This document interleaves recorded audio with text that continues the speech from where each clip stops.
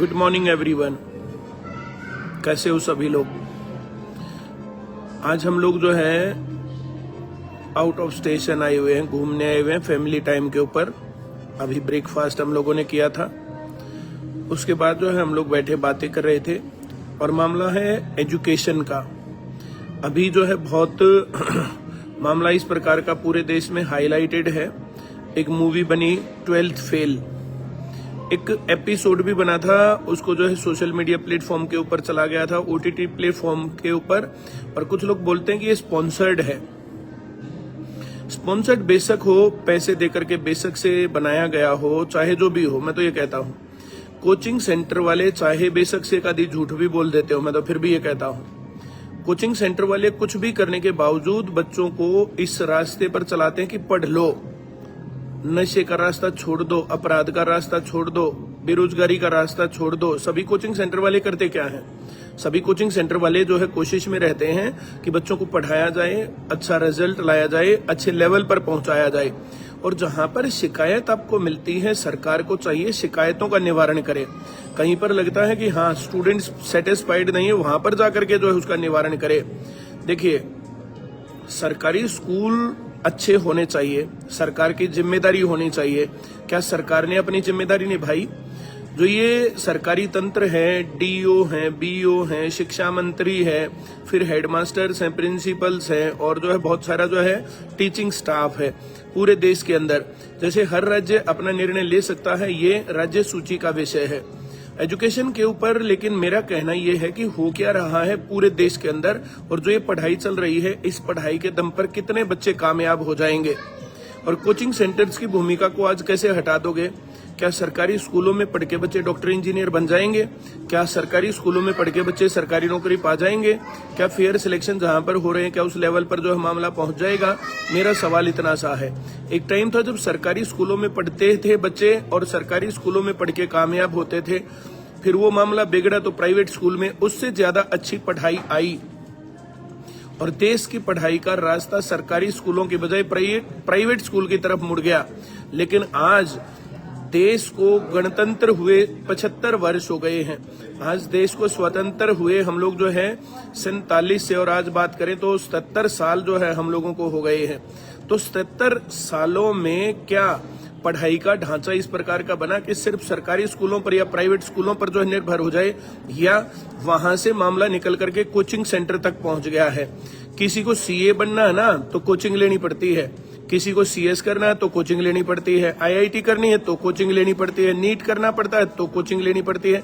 बिना कोचिंग काम कौन सा पूरा हो रहा है? सरकारी नौकरी कितने बच्चे जो है बिना कोचिंग के लग रहे हैं? इतनी सी बात है। ये विचारणीय बात है, और सरकार को सोच समझ करके पहले बातें करके डिस्कस करके तब ये निर्णय लेना चाहिए। एक तरफा कुछ बातों को सुन करके ये काम नहीं करना चाहिए। अगर ऐसा सरकार करेगी तो सरकार बड़े नुकसान में जाएगी, सरकार की बेइज्जती तो होगी। कोचिंग सेंटर्स को बंद करवा करके बच्चे कहां जाएंगे पढ़ने? जब पूछेंगे शिक्षा मंत्री से या किसी डीओ बीओ से, फिर क्या जवाब देंगे? कहां पढ़ो? कहां पढ़ने के बाद डॉक्टर इंजीनियर बन जाएंगे? तो अपने आप अपनी चीजें सुधार नहीं रहे, दूसरों को और बंद कर रहे हैं। ये मामला ज्यादा गंभीर है। चलिए, बबीता में मेरे साथ हैं, बातें करेंगे आपके साथ। Good morning everyone. सरकार का कहना है, आप लोग भी देख रहे होंगे कि 16 साल से कम उम्र के बच्चे अब कोचिंग्स में नहीं जा पाएंगे।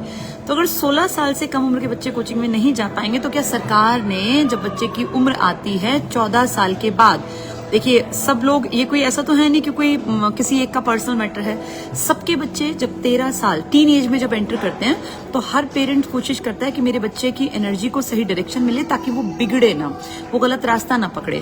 अगर मैं आज की बात करूं तो लगभग पेरेंट्स पढ़े लिखे हैं, कॉन्शियस हैं। आफ्टर क्लास 8 आप देखते हैं ज्यादातर लोग जो हैं वो अपने बच्चों को सही डायरेक्शन देने के लिए कहीं ना कहीं पेरेंट्स, क्योंकि पेरेंट्स भी पढ़े लिखे हैं, अपने बच्चे की एनर्जी को सही डायरेक्शन देने के लिए कोई अपने बच्चे को आईआईटी की तरफ ले जाना चाहता है, कोई डॉक्टरी कराना चाहता है, या कोई कुछ भी इस तरह का कोर्स कराना चाहता है, कोई भी कोचिंग दिलाना चाहता है। तो ये पेरेंट्स की अपनी मर्जी है और बच्चे की अपनी मर्जी है। सरकार अगर ये कहती है 16 से कम के बच्चे अगर कोचिंग नहीं ले सकते हैं या उनका कोचिंग लेना गैर कानूनी है, तो सरकार क्या इस तरह के ऑप्शंस उनके सामने प्रोवाइड करा रही है? क्या सरकारी स्कूल में, सरकारी तंत्र में 13 साल से 16 साल के बच्चे अपनी ऊर्जा का सही दिशा में प्रयोग कर सकें, ऐसे ऑप्शंस हमारी सरकार देती है? क्या हमारी सरकार के पास इस तरह के ऑप्शंस अवेलेबल हैं कि बच्चे अगर स्पोर्ट्स की फैसिलिटी चाहें तो सरकारी स्कूल वो मुहैया करा दें? क्या सरकारी स्कूलों में पूरे साइंस के, मैथ्स के टीचर्स हैं? पहली चीज जो क्वेश्चन सरकार के सामने उभर के आएगा, आज ये क्वेश्चन सिर्फ मैं कह रही हूँ, कल ये पेरेंट्स भी तो कहेंगे कि क्या आपके सरकारी स्कूलों में, आपके तंत्र में इतनी मजबूती है? आपके पास टीचर्स की बेहद कमी है। पहले इस बात को, अगर आप जैसे एक रास्ता बंद करे कोई, तो दूसरा रास्ता खोल के रखना चाहिए ना, कि लोग इस पे नहीं तो इस पे चल पड़ेंगे। अब सरकार कोचिंग सेंटर्स, जो ये कोचिंग स्पेशल बात हो रही है, जो बच्चे 13, 14, 15, 16 की एज के बच्चे हैं, बच्चा ना 12 साल तक रहता है पेरेंट्स के अंडर, उसके बाद वो धीरे धीरे एक रास्ता पकड़ता है, वो सही और गलत। तो वो गलत रास्ता ना पकड़े, इसके लिए बच्चे की एनर्जी को सही डायरेक्शन में जाना बहुत जरूरी है। और वही काम पेरेंट्स अपने बच्चों को अच्छी कोचिंग्स में भेजकर कर रहे थे कि उनका दिन पूरा यूटिलाइज हो, प्रॉपर तरीके से पढ़ें, अपनी लाइफ का, एक करियर का एक इंपॉर्टेंट डिसीजन लें। लेकिन सरकार को इससे प्रॉब्लम है। सरकार को इससे बिल्कुल प्रॉब्लम नहीं है अगर 14 साल के, 15 साल के बच्चे ड्रग्स लेते हैं, अगर वो कहीं पे जाके इलीगल एक्टिविटीज में इन्वॉल्व है, तब सरकार कोई स्टेप नहीं लेगी। लेकिन सरकार को अपने बच्चे को अगर 12 साल के बाद सही डायरेक्शन में मोड़ना चाहता है, तब सरकार को दिक्कत है। तो ये क्वेश्चन है जो सरकार को पहले अपने आप से करना चाहिए कि क्या सरकारी तंत्र इतना मजबूत है कि वो बच्चों को सही दिशा दे सके। आप अपने सरकारी स्कूलों को चेक कीजिए, वहां जाके टीचर्स नहीं है, आपके गांव में साइंस स्ट्रीम नहीं है बच्चे के पास पढ़ने के लिए, ऑप्शन ही नहीं है। एक बच्चे को अगर साइंस पढ़ना हो, किसी भी हरियाणा के गांव में उठाकर देख लीजिए, तो उसे कम से कम 5, 7, 10 किलोमीटर ट्रेवल करना पड़ता है। और जिस स्कूल में वो जाता है ना, वहां भी पूरा प्रॉपर तरीके से काम नहीं है। वो बेचारा ट्यूशंस के भरोसे पास होता है। ट्यूशंस में जब कमजोरी आई, तब बच्चे ने कोचिंग लेनी शुरू की। तो अपने आप को या तो मजबूत बनाइए, या फिर इस तरह के काम नहीं करने चाहिए जो बच्चे के भविष्य को बिगाड़ सकते हैं। बच्चे ड्रग्स की तरफ मुड़े, बच्चे इलीगल एक्टिविटीज में इन्वॉल्व हों, कहीं क्राइम की तरफ जाएं, उससे फार बेटर है बच्चे पढ़ाई की तरफ जाएं। क्योंकि भारत का भविष्य जो है ना, वो पढ़ के आगे संभलेगा, न कि फालतू की चीजों में बच्चों को इन्वॉल्व रखने पे। तो ये सरकार का एक ऐसा स्टेप है जिसको सरकार जो है अगर लेती है, तो इसका खामियाजा बहुत बड़े लेवल पे सब लोगों के सामने उभर के आएगा। जैसे सरकार ने एक बड़ा स्टेप लिया था एनडीपी, नो डिटेंशन पॉलिसी, कि किसी को भैया फेल नहीं करेंगे। अब आप देख रहे हैं उसके नुकसान, बच्चे पढ़ाई से कितने हट गए। महज कुछ बच्चे ये कह के कि भैया बच्चे मार्क्स कम आने पे सुसाइड कर लेते हैं, तो क्या अब वो सुसाइडल अटेम्प्ट्स नहीं होते हैं? देखिए, ये तो फालतू की बात है कि अगर हम बच्चे को प्रेशराइज करते हैं तो 9th में 8th तक तो बच्चा जो है पढ़ाई से भागता है। अगर थोड़ा सा प्रेशर हो ना, तो बच्चा भागता नहीं है।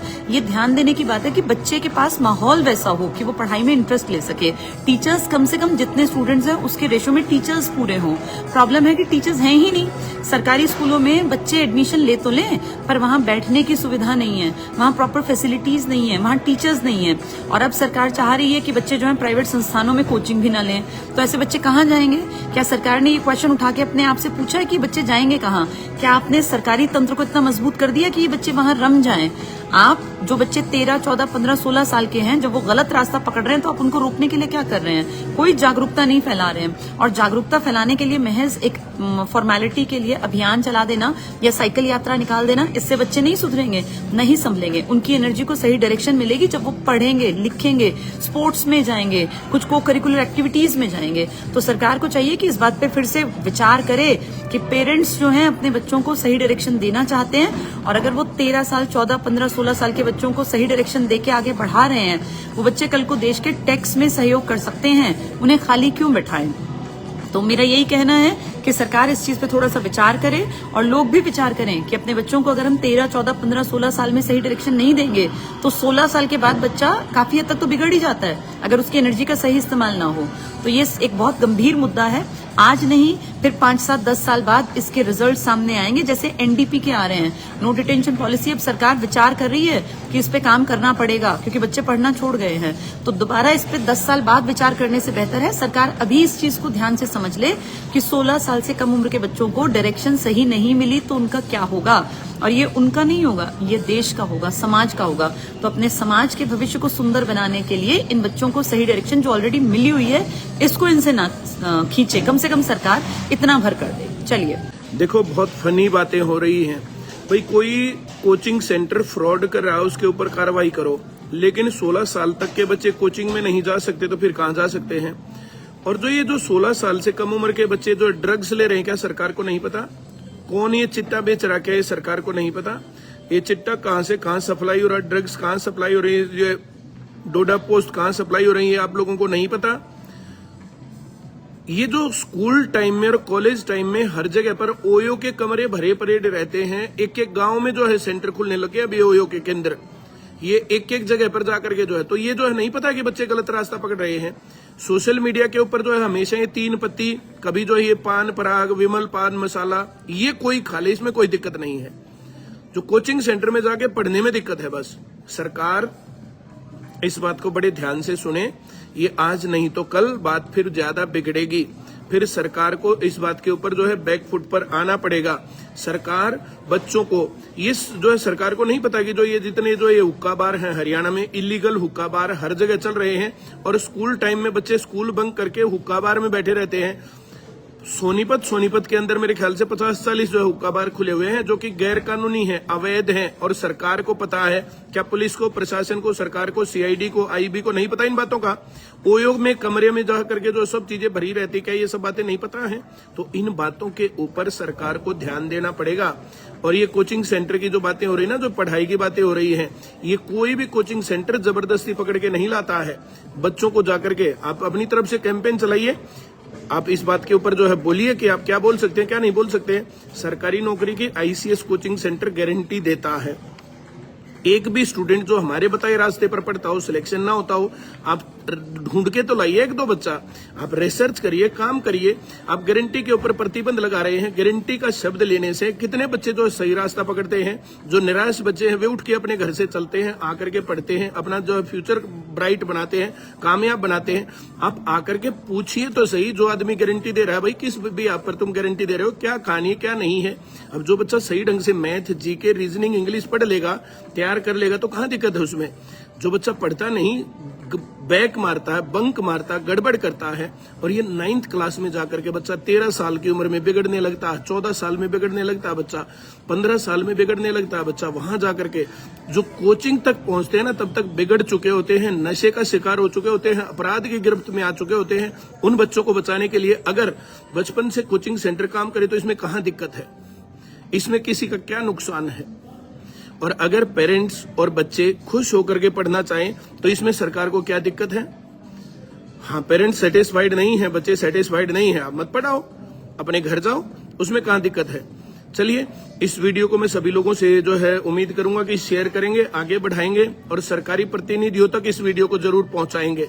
अब आगे जो है सरकार इस पर क्या निर्णय लेती है उसके ऊपर डिपेंड होगा कि हम लोग भी जो है फिर आगे क्या स्टेप्स लेने वाले हैं।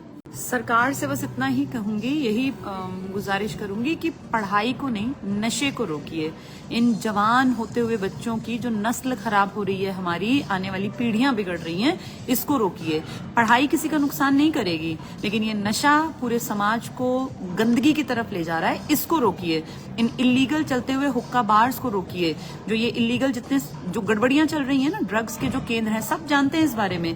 गली मोहल्ले नुक्कड़ पे सबको पता होता है कि ड्रग्स कहाँ बिक रही हैं, कहाँ अवेलेबल हैं। इनको रोकिए, क्योंकि ये समाज को गंदगी की तरफ ले जा रहे हैं। कोई भी कोचिंग सेंटर, कोई भी टीचर समाज को गंदगी की तरफ नहीं ले जाता, वो समाज को भले समाज की भलाई सोचते हुए सही रास्ता दिखाता है। तो बस इतना ही कहूंगी कि सरकार इस बात पे फिर से गौर करे कि भैया किस चीज पे प्रतिबंध लगाने की कोशिश कर रहे हो। पढ़ाई पर जो समाज को सही दिशा देती है, उस चीज पे प्रतिबंध लगाने के लिए आप कोई स्टेप नहीं ले रहे हैं जो समाज को खत्म कर देगी, समाज को, आने वाली नस्लों को बर्बाद कर देगी। तो चलिए आज इतनी ही बातचीत करते हैं।